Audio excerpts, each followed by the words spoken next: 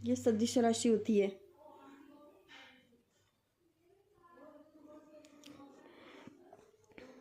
जे F D T.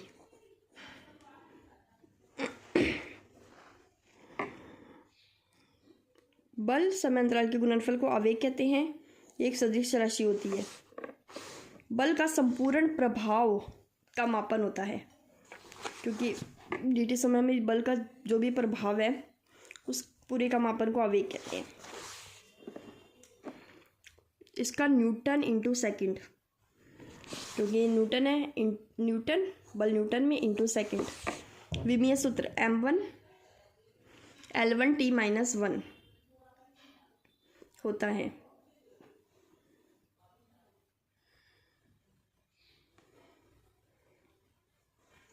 इसको करके देखें तो ऐसे देखेंगे, MADT, T हो जाएगा T1 और M हो जाएगा M1, और ये होता है d²s/dt²। तो इसको होता है L1 और इसको T-2 बोलेंगे, L1T-2, तो टोटल मिला के M1 L1T-1 आ जाएगा। M1 L1T-1। गति का तृतीय नियम।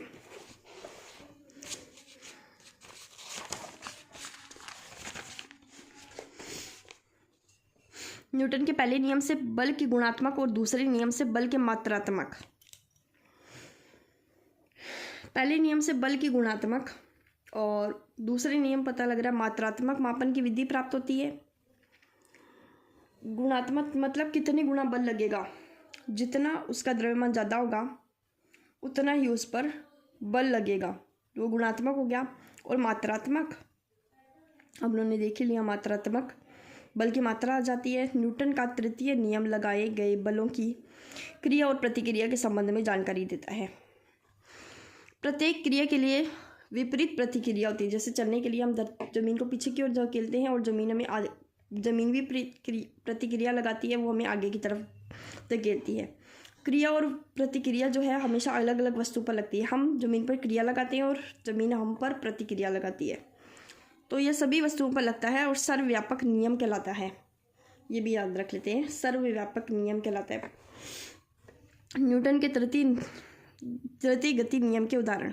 जब हम भूमि पर चलते हैं और यदि हमें आगे की ओर जाना है तो हम अपने नीचे पृथ्वी की सतह को पीछे की ओर खिसकाने या धकेलने का प्रयत्न करते हैं, और पृथ्वी हमारे पैर पर इतना ही बल प्रतिक्रिया के रूप में विपरीत दिशा में पांवों पर लगाती है, हम आगे की ओर चल पाते हैं। चप्पू चलाने पर नाव का आगे बढ़ना। ठीक है, जैसे तैरते समय तैराक हाथों पैरों से पानी को पीछे की ओर धकेलता है और पानी उसे आगे की ओर धकेलता है। वायुयान के प्रोपेलर के ब्लेड वायु को पीछे की ओर फेंकते हैं और वायु द्वारा लगने वाले प्रतिक्रियात्मक बल से वायुयान आगे की ओर बढ़ जाते हैं। बंदूक से गोली ताकी जाती है, तब गोली पर बल आगे की ओर लगता है, उतना ही बल बंदूक पर विपरीत दिशा की ओर लगता है। लेकिन बंदूक का द्रव्यमान गोली की तुलना में बहुत अधिक होने से बंदूक पीछे की ओर बहुत कम वेग से चलती है और बंदूक चलाने वाले के कंधे को झटका अनुभव होता है। ये हो गया थर्ड नियम के।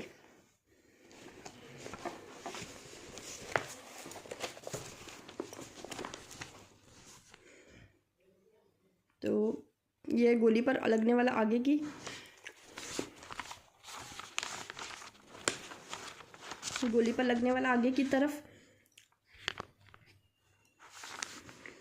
की त्वरित बल और बंदूक पर बल क्रिया हुई और पीछे प्रतिक्रिया हुई। रॉकेट छोड़ने पर रॉकेट पहले पिछले भाग से गेंद अत्यधिक तेज से निकलती है। प्रतिक्रिया स्वरूप विपरीत दिशा में रॉकेट ऊपर उठता है। पहले गैस निकलती है पीछे की तरफ, फिर वो प्रतिक्रिया करती है उस पर उसके आगे की तरफ धकेलने की, इसीलिए वो आगे उठता है। क्रिया और प्रतिक्रिया, योगी क्रिया और प्रतिक्रिया। संवेग संरक्षण का नियम। न्यूटन की गति के द्वितीय नियम से वस्तु के संवेग परिवर्तन की दर कण या वस्तु पर कार्यरत बाह्य बल के तुल्य होती है। संवेग संरक्षण का नियम। द्वितीय नियम से बोलना है संवेग में परिवर्तन dp/dt वो बाह्य बल के तुल्य होती है। बताया था F बराबर dp/dt होता है। तो अगर बाह्य बल की अनुपस्थिति में F 0 हो तो ये 0 dp/dt, इसको अपने mv कह देते हैं, m1v1,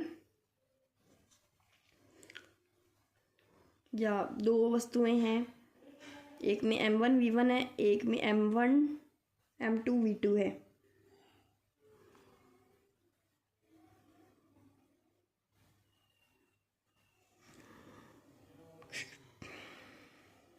ये अपनों को देखना पड़ेगा, ये P अगर नियत हो जाए, क्योंकि dp/dt ये 0 है तो P नियत हो जाएगा, और P नियत है, P बराबर mv है, m1v1 प्लस m2v2 हो जाएगा, ये भी 0 हो जाएगा। बाह्य बलों की अनुपस्थिति में वस्तु का रेखीय संवेग का परिमाण और दिशा में अपरिवर्तित रहती है। दूसरे शब्दों में तंत्र का संवेग संरक्षित रहता है। ये दूसरा जो नियम है वो संवेग संरक्षण का नियम है। रैखिक संवेग संरक्षण का नियम विभिन्न क्षेत्रों में बहुत सी परिघटनाओं पर लागू होता है। नाभिकीय अभिक्रिया पर, विस्फोट, संघटन, रेडियो एक्टिव क्षय। ये थोड़ा सा याद रख लेते हैं। संवेग संरक्षण के कुछ उदाहरण। बम विस्फोट। बम विस्फोट से पहले और बाद में निकाय का कुल संवेग संरक्षित रहता है। एक तो बम विस्फोट में भी संवेग संरक्षण का नियम होता है, लागू होता है। बम विस्फोट में, नाभिकीय अभिक्रिया में, संघटन में, रेडियो एक्टिव क्षय में, बंदूक का प्रतिक्षेप में भी, रॉकेट नोदन में भी। बाह्य बल की अनुपस्थिति में संघटन करने वाली वस्तुओं या पिंडों का कुल संवेग संरक्षित रहता है। और टक्कर से पूर्व कुल संवेग, टक्कर के पश्चात कुल संवेग। संवेग संरक्षण का नियम किस किस में? विस्फोटन, संघटन, नाभिकीय अभिक्रिया, रेडियो एक्टिव क्षय, बंदूक का प्रतिक्षेप, रॉकेट नोदन।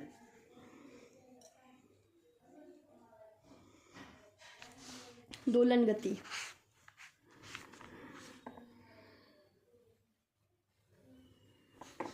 दैनिक जीवन में ऐसी बहुत सी गतियां होती है जिसकी निश्चित समय अंतराल से पुनरावृत्ति होती है।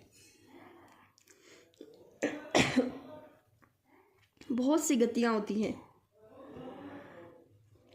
जैसे झूले पर बालिका का झूलना, सितार के तार को थोड़ा दबाकर छोड़ने पर तार की गति। ये है कि वो निश्चित समय अंतराल के बाद पुनरावर्ती गति होती है, वापस से दोबारा गति होना ही दोलन गति है। बहुत सी ऐसी गतियाँ होती है जो दोलन गति कहलाती है।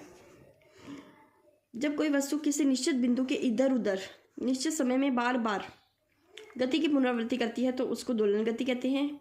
इस गति को कंपनिक गति भी कहते हैं। आवर्त गति का, यह आवर्त गति का ही एक विशेष रूप है। आवर्त गति क्या होती है?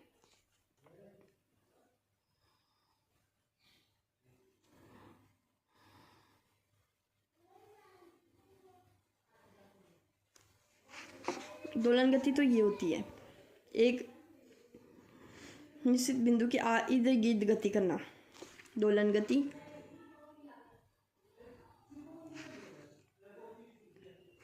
और सितार के तार को जब कंपित करते हैं तो अपनी साम्यावस्था स्थिति के इर्द गिर्द दोलन करता है। लकड़ी के टुकड़े पर जो पानी तैर रहा है, तनी दबाकर छोड़ देने पर ऊपर नीचे गति करता है।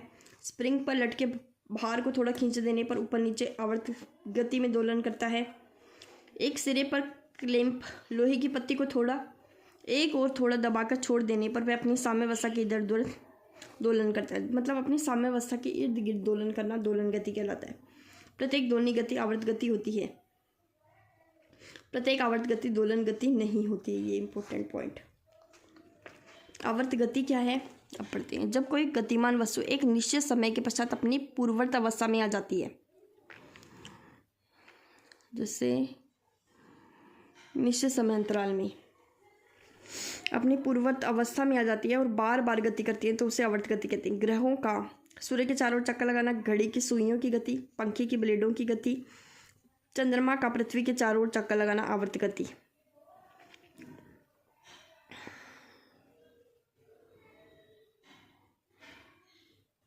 दोलनी गति आवर्त गति ही होती है।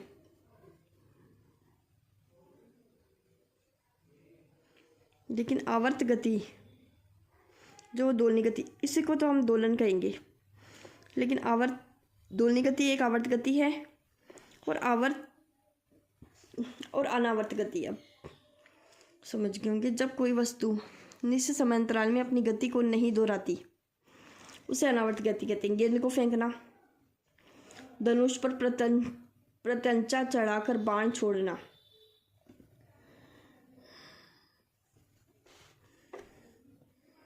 अनावर्त गति। जो आवर्त गति नहीं है उससे, जो अपनी समांतराल में गति को नहीं दोहराती।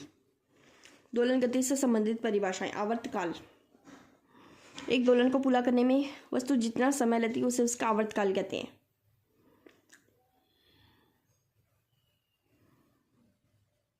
आवर्तकाल एक दोलन को पूरा करने में लगा समय आवर्तकाल कहलाता है, और वह न्यूनतम समय अंतराल जिसके पश्चात वस्तु की गति की पुनरावृत्ति होती है उसे आवर्तकाल कहते हैं। इसको टी से रिप्रेजेंट करते हैं। आवर्तकाल को दोलन काल भी कह सकते हैं, लेकिन अगर दोलनी गति हो तो वैसे आवर्तकाल ही बोल सकते हैं। दोलन गति भी आवर्त गति होती है तो आवर्तकाल बोलना ही ठीक है। ऐसा ही मात्रक सेकंड होता है। इसकी विमा m0 L0, ये तो आया 1/t आवर्तकाल t-1 होती है।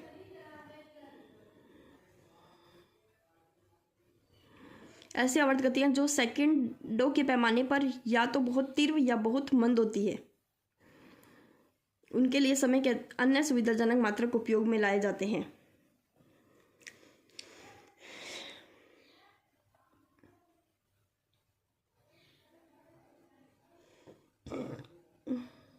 जैसे सेकंडों में बहुत तीव्र या फिर बहुत मंद होती है, उनके लिए अन्य मात्रक उपयोग में लाए जाते हैं। जैसे उसके लिए अपनी घड़ी का इस्तेमाल नहीं करेंगे।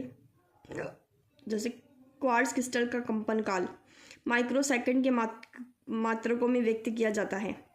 बुध ग्रह की कक्षीय गति 88 बुध दिवस होती है।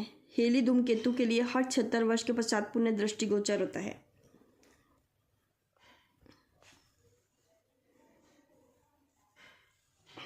आवर्ती, एक सेकंड में होने वाली आवर्त गतियों की संख्या को अर्थात पूरे किए गए दोनों की संख्या को आवर्ती कहते हैं। एक सेकंड में होने वाली आवर्त गतियों की संख्या,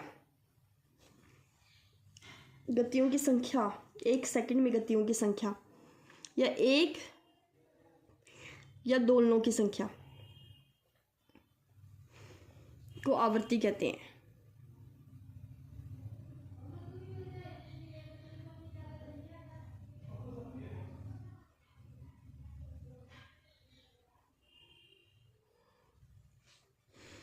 ठीक है, तो n या v से प्रदर्शित करते हैं आवर्त।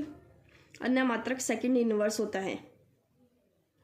आवर्ती का सदैव ही पूर्णांक होना आवश्यक नहीं है। n बराबर 1/t।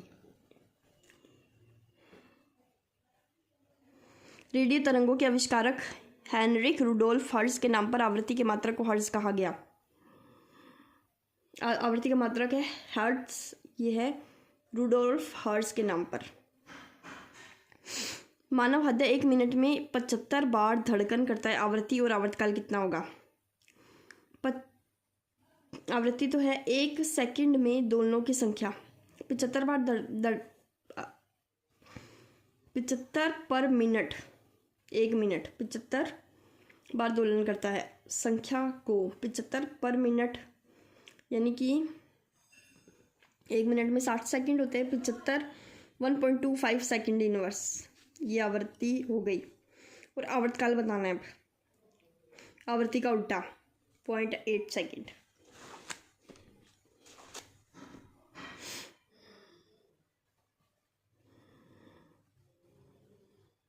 ये हो जाएगा ना कि अब कर लेंगे। 1 मिनट में 75 बार धड़कन करता है, तो आवृत्ति क्या आता है? कितने दोलन है 75 दोलन। कितने मिनट में? पर मिनट। 75 पर मिनट में 60 सेकंड होते हैं, तो 75/60 लगाए हैं 1.25। और आवर्तकाल आवृत्ति का उल्टा। सरल लोलक की गति। थीटा छोटा है, यह लोलक सरल आवर्त गति करता है। तो सरल आवर्त गति का उदाहरण है 2π√L/g या ओमेगा G/L।